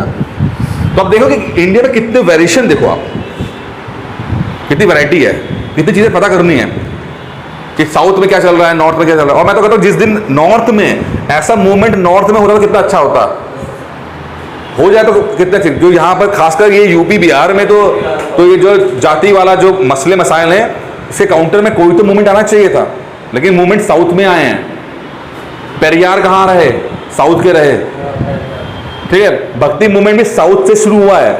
भक्ति मूवमेंट क्या है? सुना है भक्ति मूवमेंट? भक्ति नाम स्कूल में सुना ही होगा, भक्ति मूवमेंट, ठीक है। ये वो लोग हैं जो मतलब जिन्होंने जो समाज में कुरीतियां हैं उसके खिलाफ चीज़ों को किया था, और साउथ से शुरू होते थे, नॉर्थ तक आए, महाराष्ट्र तक गए, ऊपर तक गए। सूफी वाले ऊपर से नीचे आए, भक्ति वाले नीचे से ऊपर गए। चलिए, हैवी तो नहीं हो रहा है, परेशानी तो नहीं हो रही है? अभी सिर्फ समझो, क्योंकि बहुत कुछ समझना सीखना होता है। धीरे धीरे हम जब ये रिपीट चीज़ों में चलतेगा तो फिर वो याद ही हो जाएगा, हमें याद हो जाएगा, आपको भी याद हो जाएगा। अभी इंजॉय करना सबसे मेन चीज़ है, समझना, सुनना, इंजॉय करना। Which state government is all set to come up with an alternative to popular corporate online cab service? एक कैब सर्विस स्टार्ट की है किसी कंट्री ने, किसी स्टेट ने। जैसे कैब का मतलब क्या होता है? ओला, उबर। तो ऐसी स्टेट ने बनाई है अपने, एक राज्य ने शुरू किया है। किसने किया? बता जल्दी। इसका आंसर है केरल। केरल ही ना? हाँ, किसका केरल आंसर है, ठीक है। यही होता है, भेड़िया आया, जब असली में आता तो पता ही लगता है, ठीक है। है ना?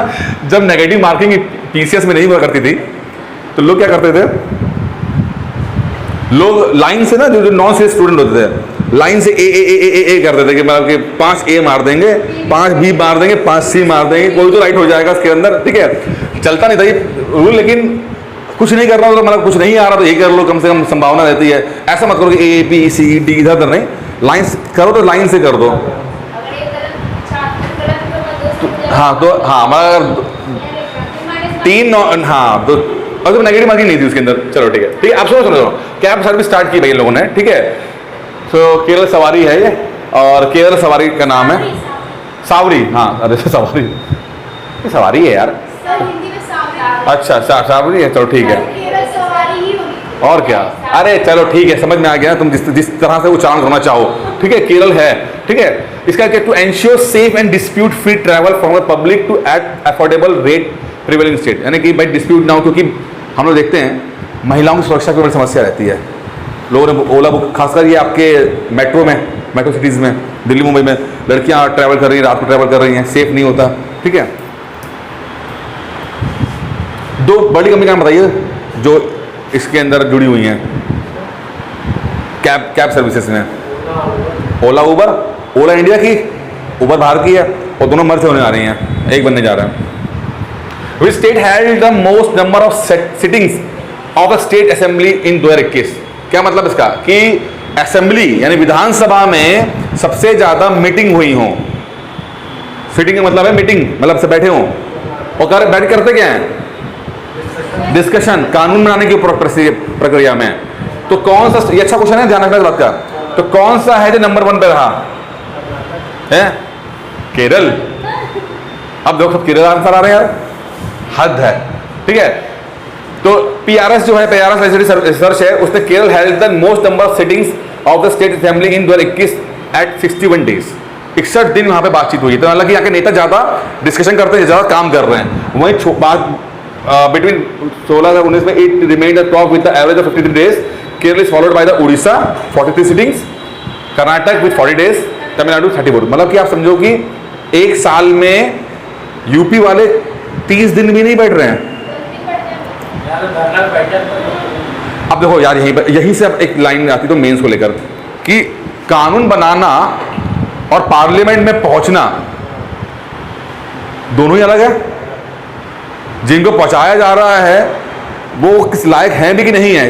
आप लोगों को समझाता है शायद मैं उस दिन कि हमारे देश में सिस्टम जो है, हाँ हमारे देश में सुनो, हमारे देश में जो पार्लियामेंट टाइप ऑफ सिस्टम है, एमपीस चुने जाते हैं और वो लोग पार्लियामेंट पहुंचते हैं, वहां पर जाके वो लोग कानून बनाते हैं। तो एमपी चुने जाना यानी कि इलेक्शन लड़ना एक सिस्टम, एक तरह स्किल सेट, इलेक्शन जीतने का एक स्किल सेट, और पार्लियामेंट में पहुंचकर किसी कानून पे डिस्कस करना दूसरा स्किल सेट। अब दो डिफरेंट स्किल सेट के मतलब हमें कैसा बनना चाहिए जो गुंडागर्दी और पैसे में और इलेक्टोरल पॉलिटिक्स में एक्सपर्ट हो, और वही बंदा जो है वो पार्लियामेंट में जाए तो अच्छी अच्छी बातें करे और कानून को पढ़कर वो कानून में चीज़ों में अपनी राय दे सके। तो अजीब सा नहीं है ये? मतलब अजीब, मैं आप खुद सोचो ना, मुझे नहीं पता कि सही है गलत है, लेकिन अजीब सा नहीं है कि हम एक बंदे से दो खूबियां चाहते हैं कि एक तरफ तो वो इलेक्टोरल पॉलिटिक्स की जो कॉम्प्लेक्सिटी है वो भी मैनेज कर जाए, और जो पार्लियामेंट में पहुंचकर भी वो जो पार्लियामेंट का जो सरकार चलाने का जो कॉम्प्लेक्सिटी वो भी मैनेज कर जाए। यही कारण है कि हमारे जो नेताओं की जो क्वालिटी है वो दिन पर दिन गिरती चली जा रही है। या तो वो लड़ सकते हैं, इलेक्शन लड़ सकते हैं, या तो वो सरकार चला सकते हैं। बहुत कम ऐसे हैं जो दोनों ही लेवल पर बड़े तरीके से काम कर पा रहे हैं। इसलिए कहते हैं, कुछ लोग कहते हैं, ये आपको पिछले ये पॉइंट में क्यों उठाया, कुछ लोग बोलते हैं कि जो हमारा पार्लियामेंट टाइप ऑफ सिस्टम है उससे बेहतर हमारा अगर जो प्रेसिडेंशियल टाइप ऑफ सिस्टम होता तो शायद ज़्यादा बेहतर होता। यानी जैसे अमेरिका में जो राष्ट्रपति चुनाव होता है वो हमें ज़्यादा सूट करता, ऐसा कहा जाता है। अब मुझे नहीं पता कि सही है या गलत है, लेकिन पॉइंट है GS2 में एक टॉपिक हो सकता है। तो आपको कुछ पॉइंट्स मैंने दे दिए हैं कि आप अपनी बात को काउंटर रख सको या कुछ कर सको आप, ठीक है? चलिए, revamp distribution sector scheme. Revamp कहां पे किससे संबंधित है? ये है आपका मिनिस्ट्री, ये है आपका यूनियन मिनिस्ट्री ऑफ पावर, ठीक है?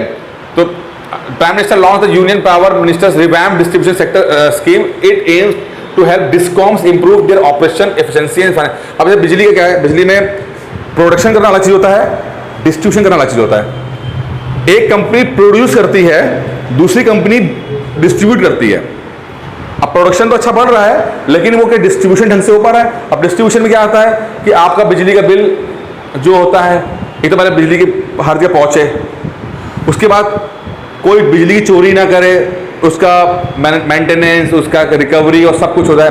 तो हमने वो खासकर पिछले ना 10-15 साल पहले देखा होगा कि बहुत सारी मतलब बहुत बिजली चोरी होती थी, और जब बिजली चोरी हुई तो इलेक्ट्रॉनिक मीटर्स लगाए गए, चाइनीज़ मीटर लगाए गए, जिससे कि वो अच्छी रीडिंग दे पाए। बहुत विरोध हुआ इसके बाद कि चाइनीज़ मीटर नहीं लगाएंगे, वो ये अपने आप चलता है, वो होता है, वो होता है, ठीक है, लेकिन कुछ नहीं हुआ। अब सुनने में आ रहा है कि प्रीपेड मीटर्स लगाए जा रहे हैं, स्टार्ट हो गए कि आप रिचार्ज करोगे, 1000 रुपये का रिचार्ज करो, तब आपकी जितनी चला पाओगे, ठीक है, बिजली चोरी करें। एक चीज़ और भी है, खासकर यूपी में, कि 10,000 रुपये से का बिल ज़्यादा अगर हो जाएगा तो बिजली वैसी काट दी जाती है आपकी। मतलब सिर्फ 10,000 से ऊपर भी अगर बिल आपका हो गया तो बिजली काट दी गई। अब पहले आप पे करो, उसके बाद आपको कनेक्शन जोड़ा जाएगा। कि ऐसा ना हो कि 1 लाख 2 लाख रुपए का बिल आपका हो रहा है। तो इसमें बड़ी समस्या थी, क्योंकि बहुत नुकसान में कंपनियां हो जाती थी, क्योंकि ऑलरेडी बिजली को लेकर बड़ी पॉलिटिक्स होती है कि हमें सस्ती बिजली दो, किसान बोलते सस्ती बिजली दो, पॉलिटिशियन बोलते, इंडस्ट्रीज बोलते हैं सस्ती बिजली दो। अब सरकार सस्ती बिजली दे रही है, एक तो सस्ती दे रही है, सब्सिडाइज कर रही है, वहाँ नुकसान हो रहा है, ठीक है, और बाकी जो दे सकते हैं वो चोरी कर रहे हैं। तो क्या होता था? तो हम पिछले 10 सालों के अंदर हमने देखा है कि देश में बिजली का प्रोडक्शन भी बढ़ा है, साथ में एफिशिएंसी भी बढ़ी है। अब बिजली उस हिसाब से चोरी नहीं होती, ठीक है। तो ये कौन स्कीम है आपकी? नेशनल, ये आपकी डिस्कॉम जो है, डिस्कॉम, ठीक है। और एक चीज और भी, नेशनल सोलर रूफटॉप पोर्टल भी लॉन्च कर दिया गया कि छतों पे आपके जो सोलर पैनल लग जाते हैं आपके, ठीक है। Logistic data bank project which was seen in the news is associated with which country, which ministry, sorry, logistic data bank. Logistic का मतलब क्या होगा? ट्रांसपोर्टेशन वाला जो होगा, ठीक है। तो इसमें आपका है ministry of commerce industry, logistic, हाँ। तो NLDSL और NICDC जो लॉजिस्टिक डेटा बैंक है, has achieved a milestone of handling 50 million Exim container, यानी कि जो कंटेनर्स होते हैं उसे 50 बिलियन कंटेनर्स को उन्होंने मैनेज कर लिया, 50 मिलियन, ठीक है। इट यूजेस RFID टेक्नोलॉजी, ये इंपॉर्टेंट है। जैसे मैंने आपसे क्या कहा था, वॉलमार्ट का मैंने आपको उदाहरण दिया था, वॉलमार्ट का, कि भाई ये वॉलमार्ट आया तो उसने बैक ऑफिस में कैसे काम किया जाता है। आपको ट्रक चला किसी फैक्ट्री से ट्रक चला, वॉलमार्ट तो बनाता नहीं है, वो तो कहीं ना कहीं लेता ही है वो। अब मान लो किसी फैक्ट्री से वो ट्रक चला और वो रास्ते में कहाँ कहाँ रुक रहा है, कब पहुंच रहा है, चोरी तो नहीं हो रही है, डिले तो नहीं हो रहा है। अब मान लो उसके पास सब्जियां लदी हुई हैं और वो 2 दिन भी डिले कर गया तो बर्बाद सब्जियां, ठीक है। तो ये जब चीजें एफडीआई में जब आती हैं तो एक्सपर्टीज भी आती है। अब यहां पे क्या हो रहा है, आरएफआईडी टेक्नोलॉजी इस्तेमाल की जा रही है। एग्जाम में आ चुका है ये सवाल, RFID. It's use RF technology through internet of things, big data and cloud based solution for real time tracking of existing container. Real time GPS नहीं होता, कहां पर है, क्या ट्रक फंसा हुआ है, रुका हुआ है, ड्राइवर सो गया, खो गया, क्या कर रहा है। तो ये सब रियल टाइम डेटा रहेगा तो हम मैनेज कर पाएंगे अपने, ठीक है। तो ये सब चीजें आती हैं जब एक्सपर्टीज आती है, एफडीआई आती है, एक्सपर्टीज आ रही है। सिर्फ पैसा ही नहीं होता है, ये नॉलेज भी तो होती है। अब आज से 20 साल पहले क्या ये चीजें थी, क्या नहीं थी। ट्रक चला है साहब, अब ट्रक चला है तो चला है, तो कब पहुंच रहा है, 1 दिन पहुंच रहा है, 2 दिन पहुंच रहा है। इससे बहुत नुकसान होता है, रेलवे को बहुत नुकसान हुआ, बहुत लॉस में आ गया। कंपनीज ने रेलवे को यूज करना बंद कर दिया कि वो 1 हफ्ते का काम वो 1 महीने में कर रहे हैं, ठीक है। तो अब जब रेलवे को रिवैम्प करने की बारी आई तो इस बार में ध्यान दिया गया कि जो माल भाड़ा है वो सही टाइम में पहुंच पाए। मोदी जी ने एक और अच्छा काम किया कि एक डेडिकेटेड लाइन बना दिया मालगाड़ी के लिए कि भैया तुम जो पैसेंजर वाली ट्रैक पर चलोगे नहीं, तुम अपना अलग चलोगे। डबल डेकर कर दिया, लंबी कर दी उसको, उनकी एफिशिएंसी बढ़ा दी। डेडिकेट करने का मतलब है कि बस चलेगा, बस कोई इस पर सवारी नहीं चल रही है इसके अंदर। तो इससे क्या होता है, इससे रेवेन्यू जनरेट हो जाता है, रेलवे प्रॉफिट में आ जाएगा। रेलवे में प्रॉफिट आने का मतलब क्या कि आपको अच्छी फैसिलिटी मिलेंगी, हो सकता है कि आपके किराए में कमी हो जाए। आजकल देखो रेलवे के जो प्लेटफॉर्म्स हैं कितने अच्छे प्लेटफॉर्म हो गए हैं, एयरपोर्ट ऐसे लगते हैं नहीं लगते हैं, तो ये सब चीज़ें होती हैं। अब ये अलग बात है कि सरकार कभी कभी इनको किसी प्राइवेट हैंड में बेच भी देती है, लेकिन जो भी है ठीक है। क्या Peechi wildlife sanctuary where a new damselfly species Protosticta anamalaica was spotted in which state। ये इसका नाम है, टेक्निकल नेम है इसका। एक मछली, क्या नाम है, एक मक्खी है, टाइप का कीड़ा है, तो कहाँ देखने में मिला है ये पीछी वाइल्ड लाइफ सेंचुरी मिला है। और ये कहाँ पर है, ये केरल में है, केरल में मिला है, ठीक है। ये है भाई, फोटो देख लो इसको, हैं मिलते हैं में से भैया, मुझे नहीं पता, मैं इसका बड़ा जंतु, जरूरी नहीं है यही हो।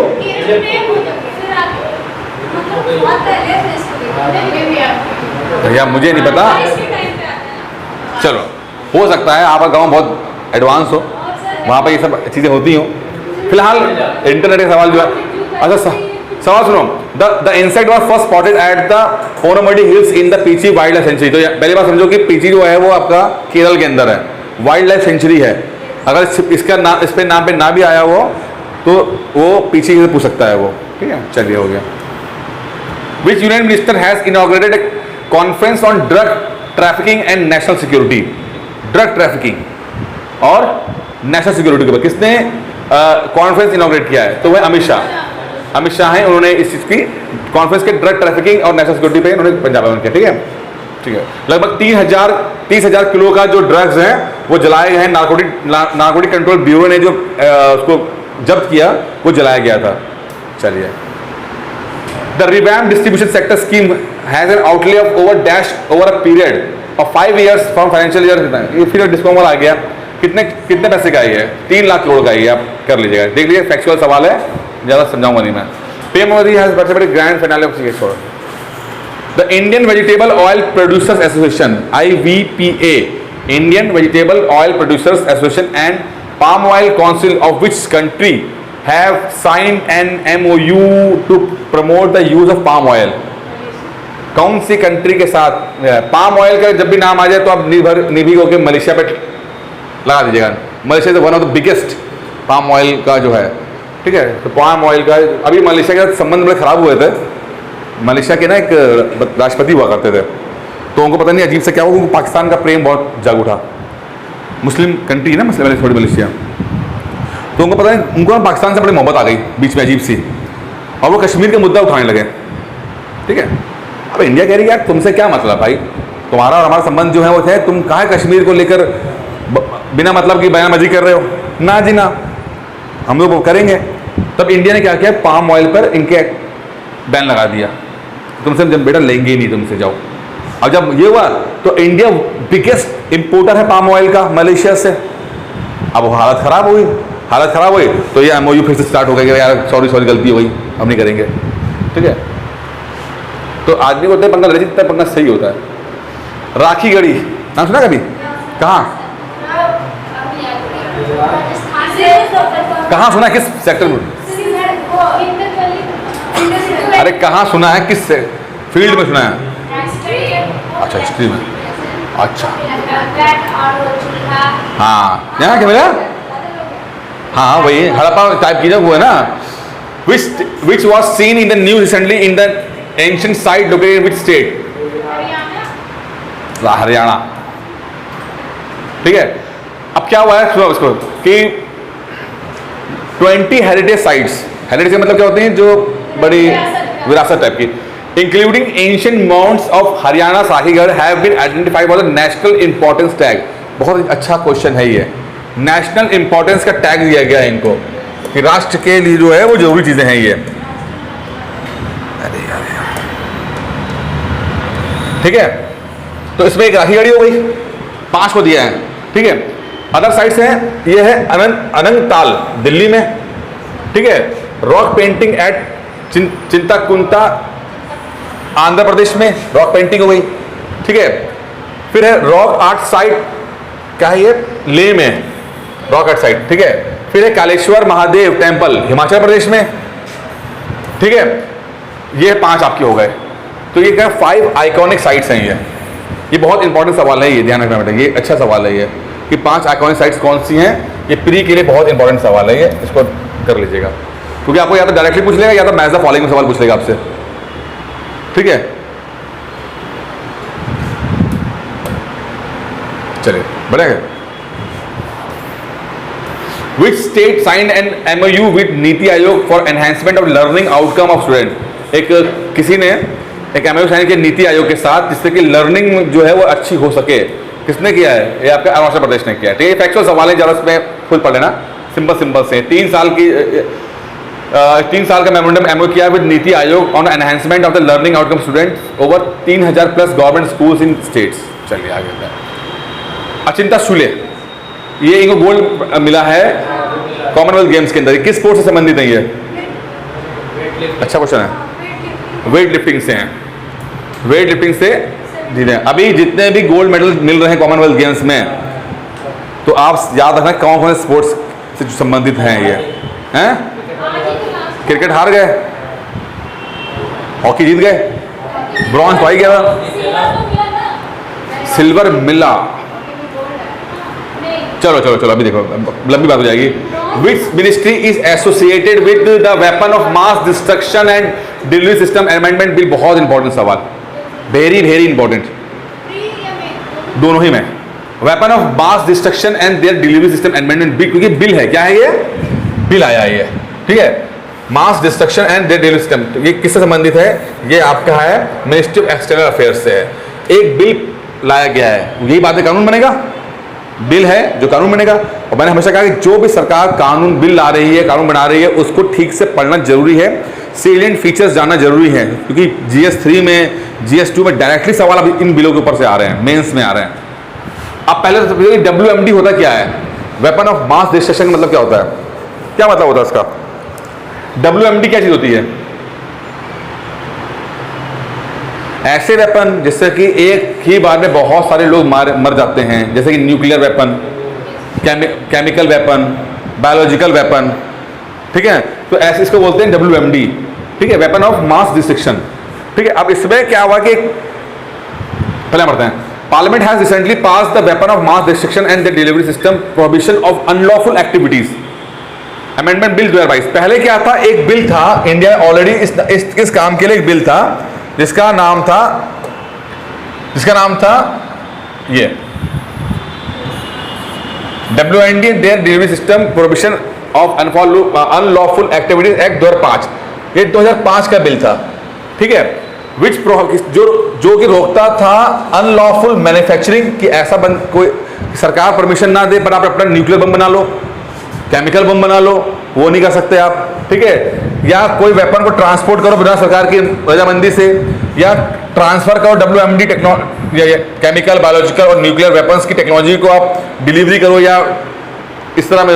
तो इस ऐसे काम में कोई लिप्त होगा तो उसके लिए कानून बनाया गया था, इसको हम ये बोलते हैं, ठीक है। अब इसमें अमेंडमेंट किया गया है, क्या किया गया है? इसमें लिखा है it seeks to amend 2005 act to stop the person from financing any prohibited activity related to weapons of mass action. यानी कि अब कोई पैसा दे रहा है फाइनेंस, क्योंकि यहां पर फाइनेंस का मैटर नहीं है, यहां पे यहां पर अगर कोई पकड़ा जा रहा है तब उसको सजा मिल रही है, लेकिन पकड़े जाने वाले लोग तो मोहरे होते हैं, असली गेम तो कोई और खेल रहा होता है। तो अब क्या जोड़ दिया गया कि फाइनेंसिंग जोड़ दी गई है, कि अगर तुमने पैसा इन्वेस्ट किया होगा तो भी तुम इसमें आओगे। तो फर्क समझ में आ रहा है आपको? इसमें फाइनेंसिंग नहीं है, इसमें फाइनेंसिंग भी है, ये सबसे बड़ा फर्क है। और ये कुछ ना कुछ रूप में आप लोग इस्तेमाल करोगे, क्योंकि टेररिज्म, एंटी टेररिज्म में ये एक्ट है ये, और टेररिज्म के ऊपर हमें कानून बहुत सारे बनते रहते हैं, इंपॉर्टेंट चीज़ है, एग्जाम में लगातार आता रहता है। तो ये टॉपिक इंपॉर्टेंट है, याद रखना, होश बनाना कि क्या चीज़ है ये, इसको लिख सकते हो। The sports department of Punjab is going to organise Punjab Khel Mela, ठीक है, इंपॉर्टेंट नहीं है। How many sports event will be held, खैर क्वेश्चन नहीं आएगा ये, वैसे 30 क्वेश्चन, ये पंजाब का जो लोकल स्पोर्ट्स होते हैं ना उसके लिए होता है ये, ठीक है, खास नहीं है। Union cabinet has approved the signing off guarantees for the hosting of which FIFA world cup 2022, FIFA world cup 2022 female का अंडर 17, ठीक है, अंडर 17 फीफा अंडर 17 वुमेन्स का जो है वर्ल्ड कप जो है वो हिंदुस्तान में होस्ट होना है, जो कि भुवनेश्वर, गोवा और मुंबई में कराया जाएगा। फीफा वर्ल्ड कप बहुत बड़ा इवेंट होता है, ठीक है। तो अंडर 17 का होगा ये। तो अब इसके लिए सरकार ने गारंटी ली कि भैया जो भी फाइनेंस खर्चा वर्चा होगा सरकार करेगी, इसके कोई दिक्कत नहीं होगा, ठीक है। लेकिन सवाल इंपॉर्टेंट क्या है कि अंडर 17 वुमेन वर्ल्ड कप कहाँ होगा? वो 2022 में होगा, इंडिया में होगा, भुवनेश्वर, गोवा और मुंबई में अक्टूबर 11 से लेकर 23 के बीच में होगा। तो आज तक हिंदुस्तान में कितने वर्ल्ड कप के फुटबॉल वर्ल्ड कप हिंदुस्तान में हुए हैं? एक हुआ है, अंडर 17 हुआ है, ये भी अंडर 17 ही है, ठीक है। इससे फायदा क्या मिलता है? इससे फायदा ये मिल जाएगा कि इंडिया की टीम भी खेल लेगी वर्ल्ड कप, क्योंकि जो होस्ट कंट्री होती है उसको ऑटोमेटिक मिलता है, मिला है? हाँ, ठीक है, चलो। विच union minister has presented agriculture infrastructure fund awards in new Delhi? नई दिल्ली में एग्रीकल्चर इंफ्रास्ट्रक्चर फंड जो है वो दिया गया, वो किसने दिया है? नरेंद्र सिंह तोमर ने दिया हुआ है, ठीक है, कृषि मंत्री हैं वो। चलिए, which union minister has inaugurated the first all India district legal service authority DLSA meet in new Delhi? DLSA meet जो है वो पहली हुई है, ठीक है। इसमें कौन है? आपके नरेंद्र मोदी जी ने ही लिए पार्टिसिपेट किया। Right access to justice for all, यानी कि district legal service authority, first ever national level meet of DLSA is being organised, ठीक है। फैक्चुअल सवाल है। अब एक ना, which IIT has launch Nilekani centre for AI for Bharat to promote Indian language technology? जो टेक्नोलॉजी इंडिया, अभी हम किस में पढ़ते हैं? हम इंग्लिश में पढ़ते हैं टेक्नोलॉजी को, लेकिन तमिल, तेलुगु, कन्नड़, हिंदी, उसमें तो AI के माध्यम से, आर्टिफिशियल इंटेलिजेंस के माध्यम से इसको बढ़ावा दिया जा सकता है। वैसे मुझे लगता है कि टेक्नोलॉजी को हम इंग्लिश में पढ़े ज़्यादा बेहतर रहता है, लेकिन फिर भी चलो अब अपनी लैंग्वेज में डाल रहे हैं। चाइनीज़, जापान सब अपनी लैंग्वेज में करते हैं, ठीक है। हम लोग अभी तक उस लेवल पे नहीं पहुंच पाए हैं। तो अब कुछ है बेटा, तो इसका आंसर क्या है? IIT मद्रास, ठीक है। और IIT मद्रास जो है वो नंबर 1 इंस्टीट्यूट भी है, पिछले 3 साल से है, ठीक है। AI for Bharat, artificial intelligence, कभी आप यूज करते हो क्या AI को? यार क्यों नहीं करते यार, मोबाइल इस्तेमाल करते हो, कहीं ना AI आपका है ही है। एलेक्सा ओपन द लाइट, वो एक हो गया। अब और भी तो होते हैं, कई चीज़ें होती है, गूगल सर्च कर लो, सब AI तो है। और अगला भविष्य इसी में सब है। विच यूनियन मिनिस्टर्स इम्प्लीमेंट्स द सक्षम आंगनवाड़ी एंड पोषण 2.0 स्कीम। अब ये बहुत इंपॉर्टेंट है, अब ये बहुत इंपॉर्टेंट सवाल है, मेंस को लेकर भी है ये, इससे संबंधित कई सवाल बन जाएंगे आपके। Ministry of women and child infrastructure आपको बेसिकली याद करना है भाई। तो मिशन पोषण 2.0 एंड सक्षम आंगनवाड़ी, इसमें क्या है 5 पॉइंट आपके। 2 lakh anganwadi to be upgraded as a Saksham anganwadi, ठीक है। Nutrition norms and standard to be improve, nutrition क्या मिल रहा है, खाने को पीने को क्या मिल रहा है। Quality and testing of take home ration to be strengthen, यानी कि जो खाना घर ले जा रहे हैं उसकी क्वालिटी क्या है। Traditional community food habit to be promoted, यानी कि जो लोकल लोग ट्रेडिशनली खाना खाते हैं, मतलब ज्वार बाजरा खा रहे हैं, अच्छा खाना है लोकल, तो उसको प्रमोट किया जाए। जरूरी नहीं है कि आप गेहूं खाओ, आप खाओ ना ज्वार बाजरा, आपका लोकल खाना है। Delivery of food under the supplementary nutrition programme to be optimise, यानी कि घर में जो आएगा वो न्यूट्रिशन, मतलब ध्यान न्यूट्रिशन के ऊपर है। एक समय तक जब खाने पे होता था, अब पोषण के ऊपर आ गया। पोषण और खाना दोनों अलग हैं, है ना। Vitamin A B C D, iron, vitamin, ये सब, ठीक है। और पता है एक आपको छोटा सा बात बताता हूँ, एक छोटा सा डेटा है। हमारे देश में लड़कियों की हाइट कम है और लगातार कम हो रही है।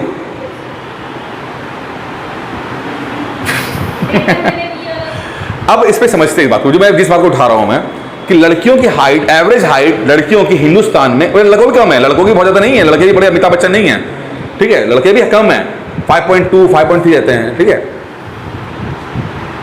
अब यहां पर समझिए इस बात को कि वैसे तो कई फैक्टर्स हैं, जेनेटिक फैक्टर्स हैं, but one of the biggest factor में से आता है वो न्यूट्रिशन भी आता है।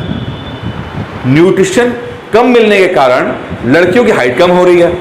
अब प्रॉब्लम यह है कि न्यूट्रिशन ऐसा नहीं है कि आपके अंदर पानी की कमी है तो आपने पानी पिया और पानी दूर हो गया और आपकी हाइट कल से 2 फीट बढ़ गई। कहते हैं कि लगातार 2 जनरेशन अगर उनको ढंग से न्यूट्रिशन मिलेगा तब जाके तीसरी जनरेशन की हाइट बढ़ेगी। तो उसका इतना बड़ा इंपैक्ट है कि अगर न्यूट्रिशन की कमी हो रही है तो आप उसको तुरंत नहीं रेक्टिफाई कर पाओगे, तो आपको 2 जनरेशन लगेगा आपकी हाइट बढ़ाने के अंदर। इसलिए जो परिवार अच्छा खाना खा रहे होते तो उनके आप देखो ना, अच्छा अमीर लोग दिखते भी अमीर जैसे हैं, होता नहीं, अजीब से नहीं था, अमीर लोग अमीर दिखते हैं। मैंने महसूस किया है, दिखेगा दूर से यार ये अमीर है। एक तो अमीर होता है, एक तो खानदानी अमीर होता है कि हाँ वो उसका फैमिली बैक होना चाहिए। एक होता है कि नया नया अमीर बना है, तो नया नया अमीर भी दिख जाता है आपको, वो नया नया अमीर दिख जाता है आपको, ठीक है। तो जो ये पॉइंट मैंने बताया है आपको सिर्फ इसलिए बताया है कि न्यूट्रिशन की, क्योंकि आपके ऊपर ये सवाल न्यूट्रिशन के ऊपर आएगा तो आपके पास एक पॉइंट रहे कि भाई कितना जरूरी है न्यूट्रिशन एवरेज हाइट को। और हाइट ज़्यादा लंबी नहीं होगी तो उसके अपने प्रॉब्लम्स हैं आप, ठीक है।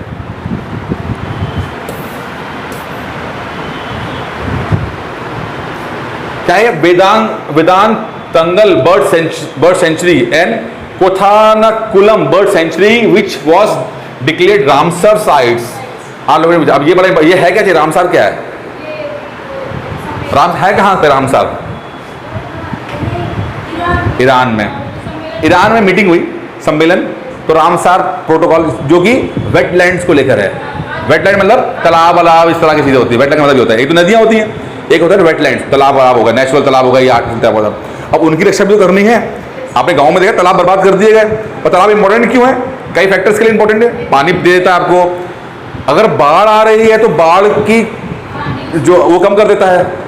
बाढ़ चेन्नई में ये होता है, एक पढ़ाया था मैंने आपको कि चेन्नई में जो बाढ़ आई उसके पीछे बहुत बड़ा कारण रहा कि जो चेन्नई के बाहर जो जितने भी तालाब हुआ करते थे, नेचुरल तालाब, वो खत्म हो गए, वहाँ पे बिल्डिंग कंस्ट्रक्शन हो गया, तो जो एक्स्ट्रा पानी आया उसको निकलने की जगह नहीं मिल पाई, और वो शहर में टहल रहा है वो, ठीक है।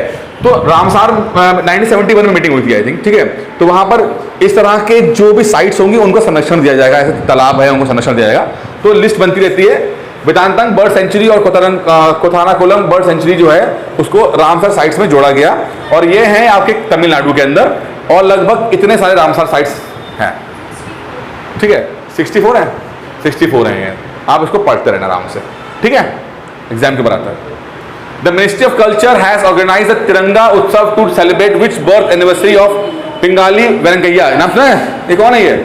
Pingali Venkayya, the designer of the Indian national flag. सुना था नाम? पिंगाली वेंकैया ने ही डिजाइन किया है, तो उनका 146 बर्थडे है। इस नाम पर बीजेपी सरकार ने झंडा जो है वो घर का झंडा पहुंचा रहे हैं। पहुंच गया आपके घर झंडा? हमारे घर पहुंच गया झंडा, तो पहुंचा, लेकिन पिंगाली वेंकैया जी के बारे में कुछ लिखा हुआ नहीं मिला हमें। वहाँ तो हमें मेयर जी ने जो काम किए पिछले 5 साल में वो मिला, तो हम तो ये समझ में नहीं आया कि ये मेयर जी कर रही है कि पिंगाली वेंकैया कर रहे हैं ना। ये पॉइंट उठाना जरूरी है ना, क्योंकि आप करंट अफेयर्स में तो ये बोल रहे हो कि पिंगाली वेंकैया की 146 बर्थडे हम सेलिब्रेट कर रहे हैं, झंडा उत्सव मना रहे हैं, और आप उनके नाम पे तो कुछ भी नहीं किया, लीफलेट आया। लेकिन बढ़िया सा ग्लोसी पेपर में जो मेयर जी ने जो काम किया नहीं किया, जो भी किया, उसकी बकायदा फोटो चिपक के बहुत सारी आई हैं। एक ही फोटो नहीं आई यहाँ पे इनकी। क्या यार, क्या पॉलिटिक्स है यार। Name the author of the book lockdown lyrics release by the Odisha chief minister Naveen Patnaik. किसने लिखी है भैया? ये संयुक्ता दास। किताब के ऊपर कोई किताब फोटो लगनी है, ये तो नवीन के लिए किताब की फोटो डालनी चाहिए, भूल गया मैं, लेकिन देखना बुक्स के ऊपर सवाल बन जाते हैं, आपके फैक्चुअल सवाल बन जाते हैं, तो देख लेना। नवीन पटनायक नहीं है। हाँ, Vidya Nidhi program has been launch by which state government? Vidya Nidhi आपका है Karnataka CM Basavaraj Bommai has announced various welfare program on occasion of his government completing 1 year in office. Vidya Nidhi program this provides scholarship of 2,500 से 11,000 तक to children of farmers, weavers, taxi drivers, fishermen who studying in 11th class.